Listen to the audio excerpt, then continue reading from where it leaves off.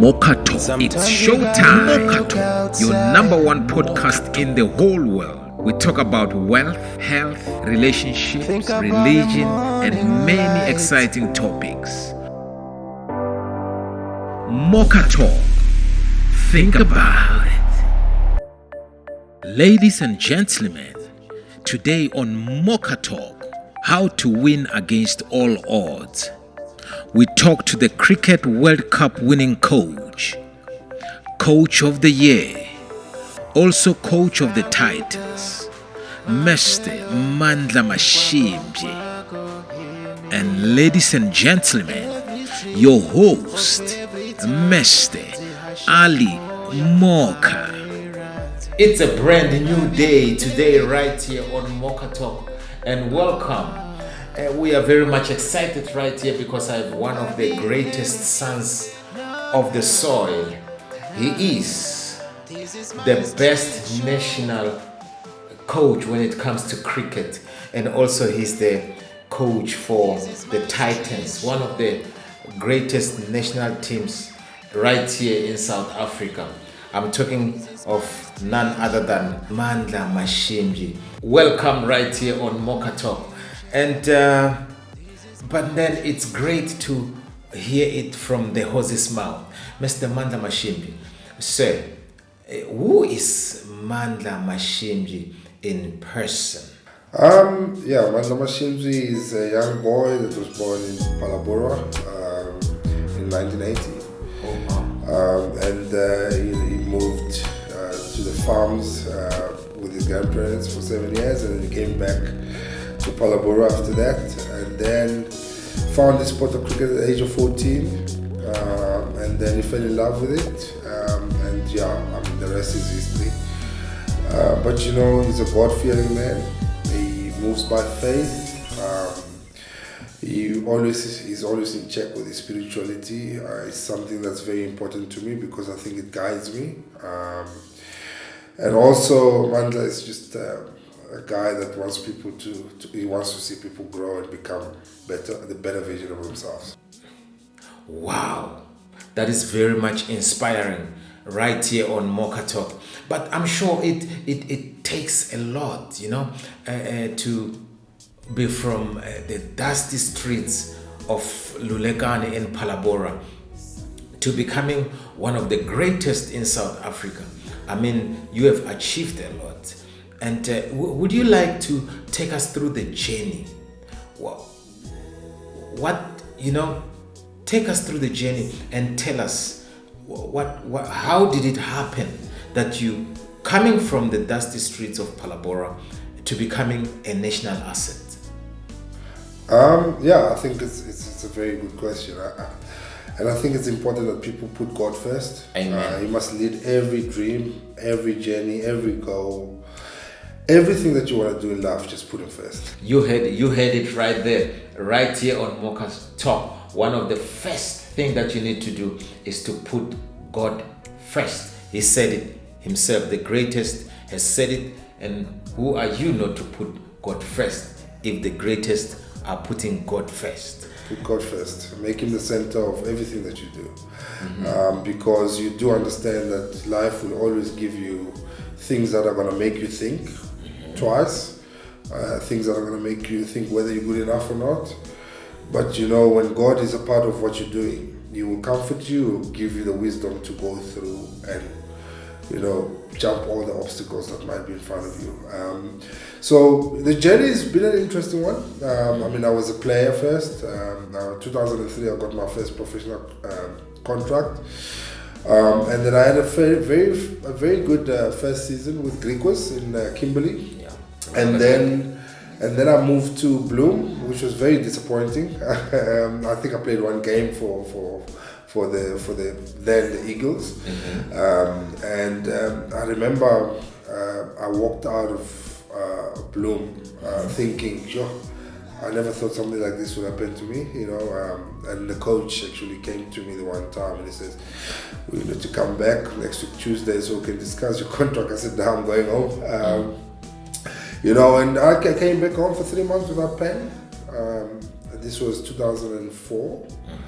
Mm-hmm. And and I stayed for 3 months. And I remember mom said a couple of times, she said, Mandla, you must do something with your life, look for a job in the mines. I can imagine those kind of pressures from parents who want us to succeed right here. You mentioned quite, and just before you continue, you mentioned quite big names, big clubs like Grikas, and many others. This makes me, I'm shivering right now, and I realize now I'm talking to one of the greatest role models we have from Palabora, from Limpopo to the world. And of course, I need to mention that very soon he's going to win us the World Cup, Mr. Mandla Mashimbye, right here on Mocha Talk. But you mentioned that you've gone through a rough patch, and that goes to show that it's not easy. It's not easy at all, and nobody should think that it's easy to make it in life. You've gone through those rough patches, and then you still made it. Take me further down your journey, and tell us how you beat that and became successful. Yeah, so I remember the one instance. I was lying on the couch, and my mom came and she said, "Mandla, you gotta find a job or something. And I said to her, I actually snapped, and I said, "Mom, God didn't give me this talent. Actually, it was God. It was God talking through you right there. Right didn't there. give me this talent for me not to get anywhere with it. Either way, whether I make it as a player, but somehow there's something that I'm supposed to achieve out of this talent that He's given me, or touch people's lives in one way or another." And then, from there, I was able to be vulnerable within myself and accept the state that I was in. And this is one of the traits that a lot of people are really not understanding, because I truly believe that, if you're able to be vulnerable as a human being, greatness awaits. And I was vulnerable enough to go back to Pretoria 2005, and I went into the late Mr. Frost, who was the cricket manager at the time, and I said, "Listen, I'm looking for an opportunity to play again." I was playing for the Titans. Wow. Through God's guidance, and 7 months after that, I was playing for the Titans. Wow. I never managed to secure a contract with the Titans, but I did, play a couple of games for them, which I did really nicely. And then it went on. I started going to England, playing club cricket there, just so I can make extra money. But your body also speaks, because you're not giving it enough rest. My niece started speaking Swahili. I couldn't understand them anymore. I mean, they just packed in, And 2010, I just decided to call it quits, and I'm going to coaching. And I went back to Limpopo. I came back to Limpopo for 3 years. And here, that's where my character was built, because those were tough times. Tough times. That was a wilderness. That was me going into the desert, and I needed to find myself in terms of who I really am. What is it that I'm strong at, and what is it that I'm not very strong at? I had to go through that because it was a survival state of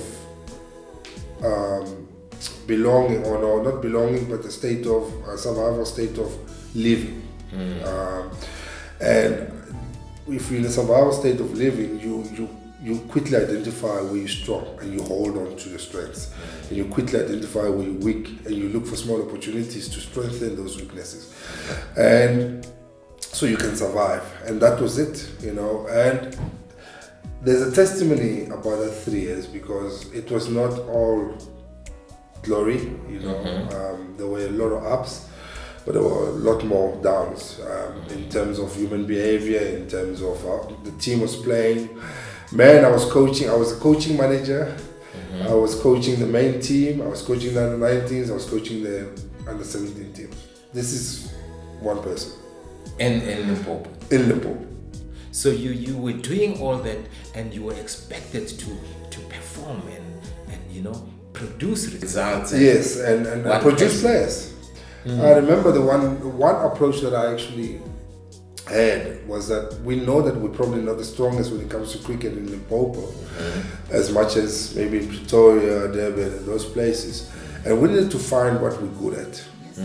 What is so special about us? And I remember speaking to this group of youngsters at the time, and I said, guys, we might not beat the big unions. Yeah. Can we at least compete? Oh yeah. Can we compete? And if we compete, at least we know we're giving our best. Yeah. And man, in 3 years' time, we've seen the Limpopo team going from being the beating boys in the cricket weeks, being one of the teams that you have to think about when you play against. We've seen players move out of those environments and go on and play for and represent as under 19s, courts, and all those teams. Guys that have done well from Limpopo as well. I mean, namely, there's a kid called Tian Kukemur who is a first-class cricketer now as well. He comes from that group of players. Nice. So it was a journey that was fulfilling in terms of me as a coach, but at the time it required a lot from me. I can imagine, because you mentioning tough times, and but then you made it anyway. And like you said, you put God first, and He guided you, and of course your discipline and hard work, and it helped a lot. And right here on Mocha Talk, we're gonna take an ad break. When we come back, Mr. Mandla Mashimbye, the national best coach in cricket in South Africa right now, is going to tell us what does it take to make it in life, in anything. Doesn't have to be cricket, but then anything that you do in life, what does it take to make it? In the meantime, think about it. This is my street. Huerano Care. We sell the following products: dishwasher, oven cleaner, handy cleaner, carpet cleaner, tiles cleaner, air freshener, bleaches, fabric softener, bubble bath, multi-purpose cleaner, toilet cleaner. Get yours now. Ikumanele ya hao liho. Call or WhatsApp us to place your order. 072-619-1658. Huerano Care. Remember, cleanliness is next to godliness. Welcome to Kingdom Diplomat Center. For your praise and worship, spiritual growth, youth development. Join us every Sunday from 9 to 11:30 at Lulekani Full Gospel Church. Kingdom Diplomat Center. This advert was created by Mocha Creations. Abashwe Electrical. We do your house wiring, tubing, lights, geyser, plugs. Do you have a problem with your electricity? We are at your service around Palabora. Call us 078 101 4300 or 071 8571 600. Welcome back right here on Mocha Talk, and of course I am still with the talented and the national best coach when it comes to cricket right here on Mocha Talk, Mr. Mandla Mashimbye, and is also the coach of the Titans. And thank you very much once again for honoring our invite. After listening to your story, it gets to tell that it takes a lot really to make it to where you are right now. There's a young child, young boy, young girl sitting at home watching this podcast, asking themselves, what is it that it takes to make it big? From the streets of Palabora, dusty streets of Palabora, to national, to being the World Cup winner, to being the coach of the Titans, to being everything that you are. What can we tell that child right there to inspire him or her to becoming one of the greatest, just like you? Yeah, I mean, as I was saying before the ad break, that 3 years was really, really fulfilling in the sense that of all the challenges that I had to face in that 3 years and all the successes that I had to face in that 3 years. So it was very fulfilling in that sense. But in the same token, there came a time where I felt, this is not for me, man. I was like, wow, I was about to throw in the towel because of financial reasons, no moving. It just didn't look like there was any movement. Oh, so there are moments like that where you will feel like you want to give. Yes, it's okay to think of quitting. It's criminal to quit. Oh, I get it. So that thought will cross your mind, but don't do it. It will cross your mind. Something will tell you to quit, but don't do it. Don't do it. It's okay to think of quitting, but it's criminal to quit. Wow. Because you think about it doesn't mean you have to do it. You had it right there. The first thing, what it takes to make it in life, in anything, and right now we're not talking cricket only. He's saying you need to put God first. You heard it from him, and also don't quit. Don't subscribe to it. Don't subscribe to it. You know? Yeah. So, it did come. But as God works, there was a time where in that state of thinking, I need to quit. Because God knows. He knew this whole episode. I got 2 jobs in 2 days. So I was appointed as the assistant coach of the under-19 World Cup winning team. Oh, in yeah, 2014. I remember that. Yes, I remember that. Oh my goodness. I was assistant coach there.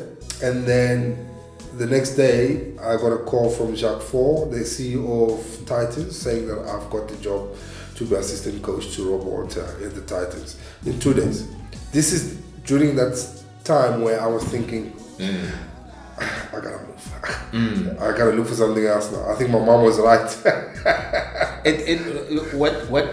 What you're saying is that at that moment when you thought of quitting, that's actually when you got 2 jobs. 2 job offers, where one was to become the assistant coach of the under-19 South African cricket team, the Proteas under-19, and you went on to win the World Cup. And then you became also the assistant coach of the Titans, right there.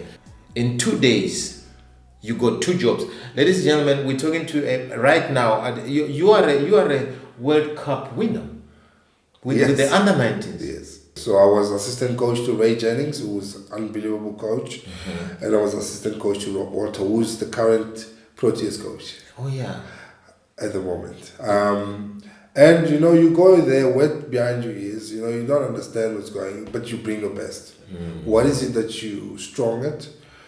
My energy was never a problem in terms of work ethic, in terms of dealing with people and making people feel comfortable in an environment. It was never an issue. So I really, really use that as anchors that I can work from. So it's God, then don't quit. Well, what else? What else is there? I'm sure there's more.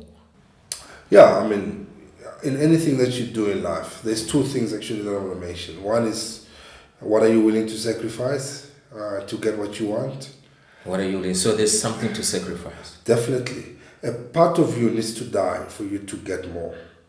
You cannot come to anything in life with your glass full. You gotta empty it so that you can fill it with new water.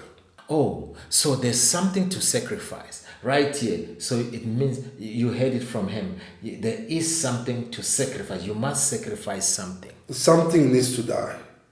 And that's the sacrifice I'm talking about. And also discipline. Discipline is mentioned 100 times in the Bible. It just shows you how important it is to God. And it goes, of course, it goes with sacrificing. You become disciplined, and then you get rid of some of these bad habits. Discipline is big, because discipline speaks to your routine, speaks to how you think, speaks about how you value fitness, And also, discipline makes you sound mentally. So what you're saying is that there is people out there who would have made it big in the world, anywhere in anything, you know, could be soccer, boxing, or even in 7 to 5 jobs, but then because of lack of discipline, they are nowhere. They did not make it to their destiny. Okay, there's a perfect example. Let's look at Djokovic. He was probably number 4 for the longest time. He sacrificed his lifestyle before. He started eating differently. He started following a certain routine, from eating habits, from when he wakes up, all that stuff. That's discipline. And now he's unstoppable. Unstoppable. Oh, I see. You're talking of one of the greatest tennis players in the world. He's the best at the moment. Wow. Well, he is. He is. So it just shows you, what was he willing to sacrifice? He was willing to sacrifice himself. The bad habits, the eating, all these things. He was willing to sacrifice all those things to get what he wants. And then that took discipline. Any other thing that one has to do in order to win in life? What is your perception of self? How do you see yourself in the future? When you sit down and write goals, how big are they? Do they scare you? They actually need to scare you. Okay. That's how big they should be. So you mustn't limit yourself. No. You must dream big. You always have to. And you don't have to tell anybody this. You don't have to show it to anybody. This is something that must be innate. Something that you speak to every day in your mind, body, and you know you're working towards this. And there's this thing that I used to think that I'm a writer, so I wrote a couple of things back in the years.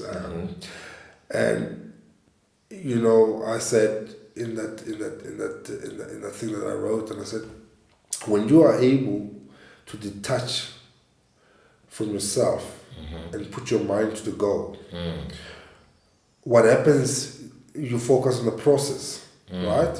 Then you get into the process. When you get into the process, and I'm sure you've also experienced it, my brother, where people, when you're doing things or thinking of doing things, and say, no, Moka, you've been crazy now. There's no way you're going to do this. You're out of your mind. In actual fact, you actually are out of your mind, because your mind is in your destiny. Yes. That's where your mind is. So that's why in your journey, even if obstacles come, they won't deter you, because there's no mind that's going to tell you, oh, this is too big or this is too small. Your mind is already there. You just crush them. You keep walking. But the main thing that you're actually chasing is your mind. That's what you want to retrieve. So you must set goals, but then only share, if you have to share, only share those goals and dreams with people who share and support your dreams, not just any person. When you talk of people who can support your dream, one thinks of the friends that you have. Well, what can you say about friends and people around you? What can you say about them? Are they important in helping you realize your dreams? I think it's important that you have a good people around you. Whole support system. Yeah, you need to have a very, very good family first. Very, very, very strong family. And if you're gonna have friends, they must align with what you want. So that when you do tell them one day, guys, I'm not gonna go out tonight, they must understand. They mustn't see you as somebody that's not wanting to be their friend anymore. They must understand that you're working towards something.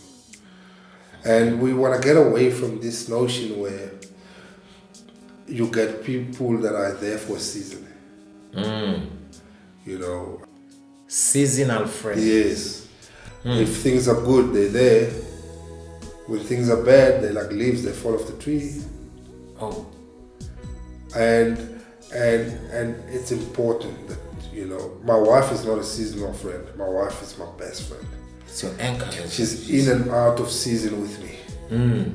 You heard it right here on Mocha Talk. He says not only friends but also the whole system, everyone around you must be people that support your dream.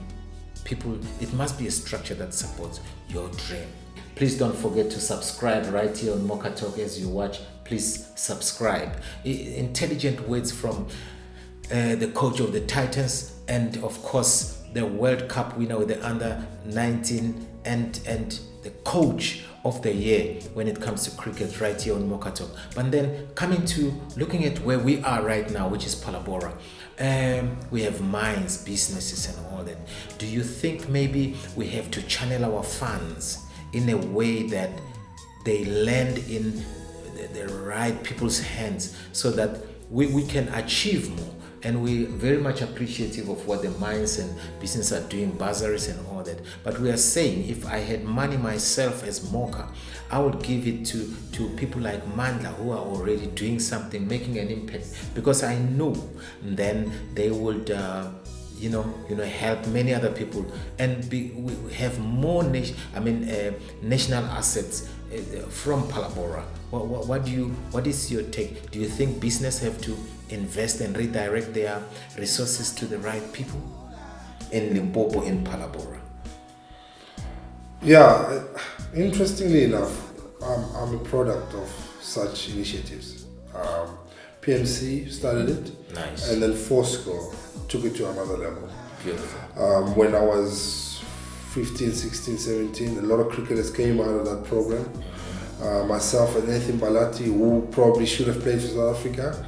I think he was very unlucky not to represent his country, but he played a lot of South Africa A games, and he was successful in doing it. So that program for me proves that if the funds are used properly, there's a lot more people that can come out of this community and be well beaters. And I think, we need to really invest wisely. Yes, it's okay to invest in educational initiatives, that's fine, but not everybody is going to be a professor, not everybody is going to be an engineer, not everybody is going to be a teacher, not everybody is going to be, what about the physical aspect of it? The people that are talented. Yes. I think we actually can produce a lot more people like that. And then you get people that are dual. They're very good with their books and they're very good with their talents as well. And I think if we do a proper research and see Palabora, where are we failing? Who are the guys that are sitting in the corners of the street and drinking? Are these the guys that are getting the bursaries? Or are these the guys that are supposed to get put in a program or in an initiative to help foster their talents? Because if you think about it, whenever we talk about it, the guys that are sitting in the corner is that guy that we say, wow, at age 14, this guy was really, really good. True. That's a guy that's sitting in the corner. Very true. Very true. Maybe a sports academy of some sort? A sports academy of some sort, or an all sports kind of like initiative that will look after the whole community of Palabora, and then you get a provincial one as well that looks after all sports, where you can create runners, you can create footballers, you can create cricketers, netball players, you name it. It must be all focus.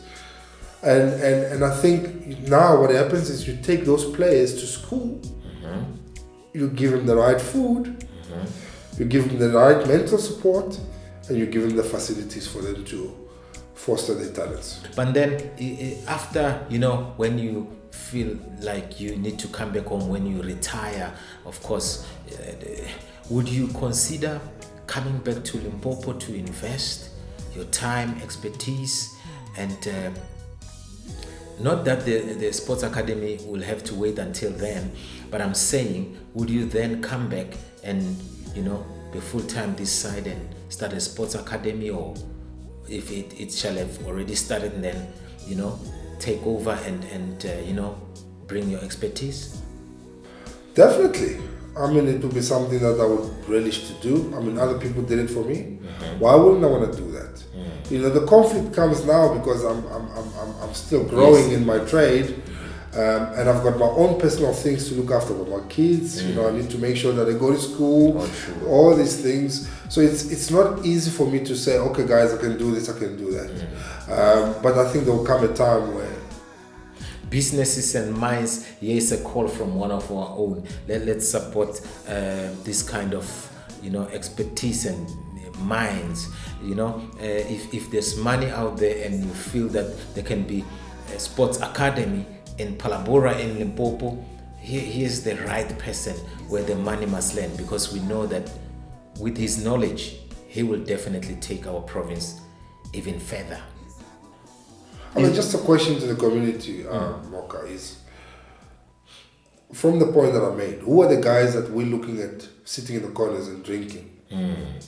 Are those the guys that were clever at school, or are those the guys that were talented?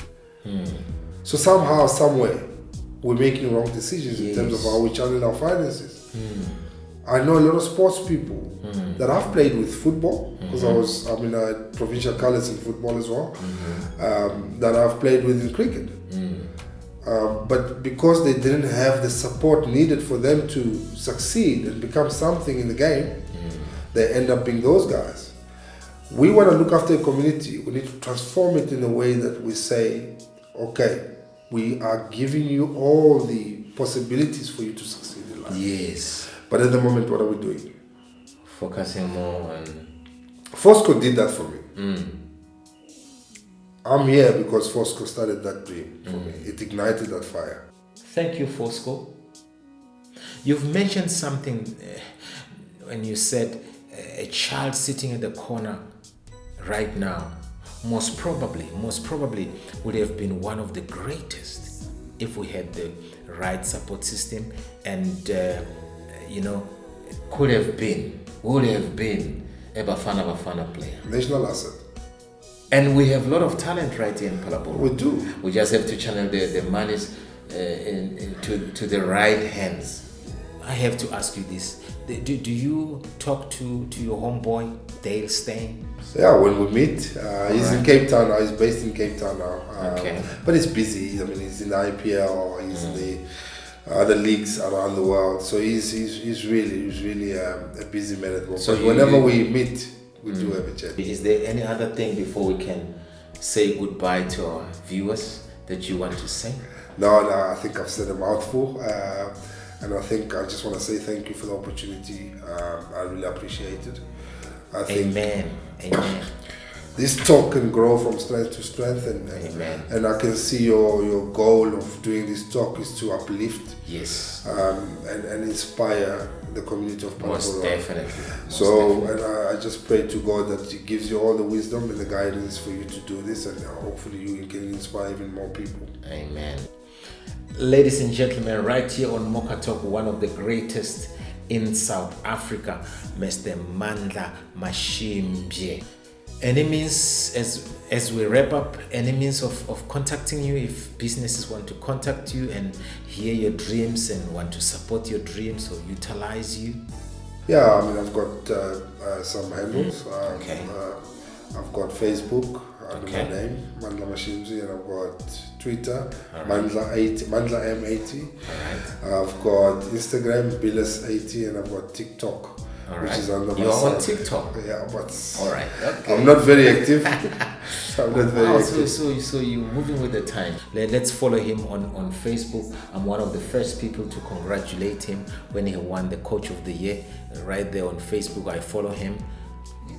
It was a great pleasure, Mr. Mandla Mashimbye, right here on Moka Talk, the coach of the Titans, the winner of the World Cup with the Under-19 South African cricket team, and right now the coach of the year, Mr. Mandla Mashimbye. It has been an honor, and thank you very much right here on Moka Talk for honoring our call.